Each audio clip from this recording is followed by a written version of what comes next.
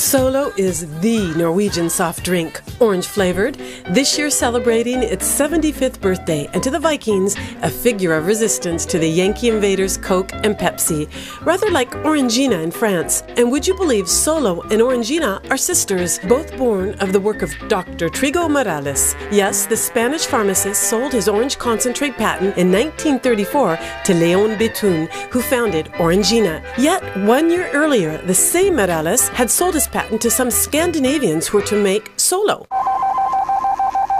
In the 1970s, the brand hired the services of Marty Feldman, the bug-eyed comic revealed by Mel Brooks in Young Frankenstein.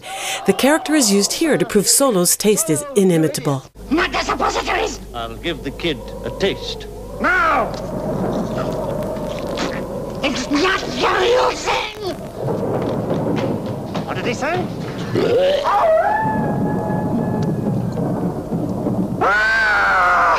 He was right! It is the wrong taste! I failed!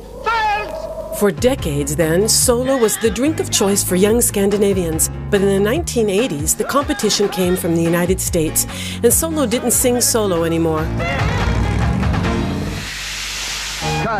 The brand then copied its rivals' advertising codes, helped by pretty girls, blissful smiles, the American dream, and insipid romance. I got you, babe. In vain. Coke, Pepsi, and 7-Up made Solo look old. So in 1992, the brand turned to young local ad men who did the exact opposite of preceding films.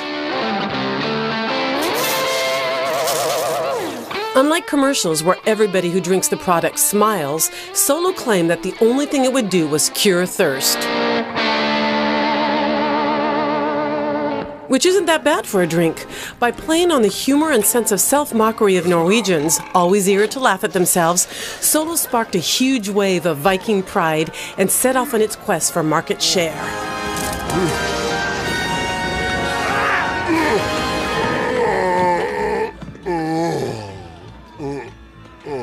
We should mention that TV advertising had only just been permitted in Norway in the early 1990s, and that it had to win over viewers.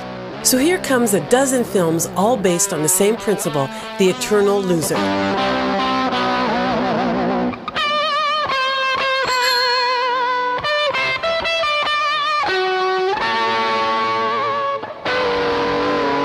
The most memorable stunt came on the brand's 60th birthday. Olga Mikkelsen, a cult singer in Norway, gave a concert entitled Olga Sings Solo.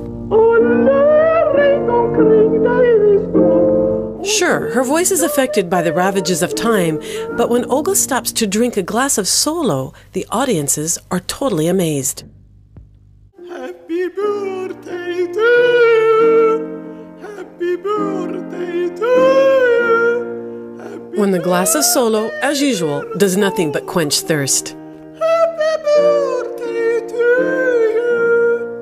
This concert's intermission gave Solo a commercial, rewarded by a golden lion at the Cannes Advertising Festival, that relaunched the career of the opera singer who released a CD of the concert, quite naturally sponsored by...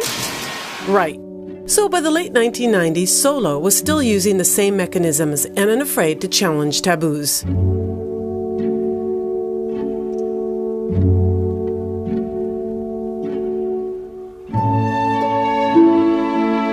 Hailed by the Norwegian gay community, this ad did, however, mark the start of a decline. Despite the diversity of spots, the slogan was becoming rather hackneyed.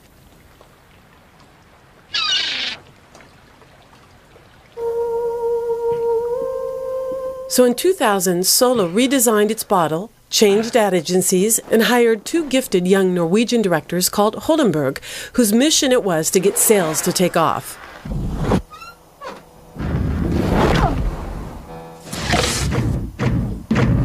But they didn't, and the brand's fall continued.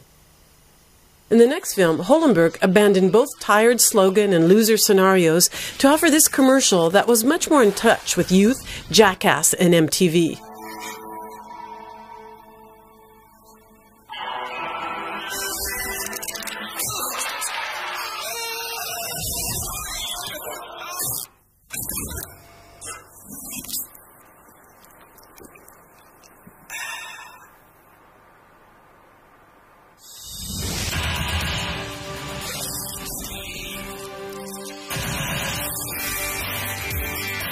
also in vain. Even with a happy ending, the films just didn't work.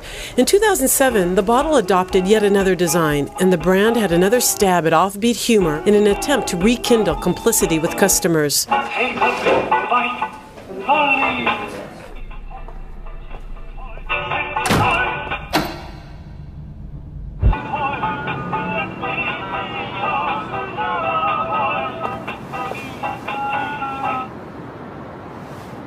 But times had changed. Soft drink market leader in the 1960s, Solo's share had stagnated at 7% and was sold to the Carlsberg Group, Danes, age-old enemies of the Norwegians. Basically, when nothing is working,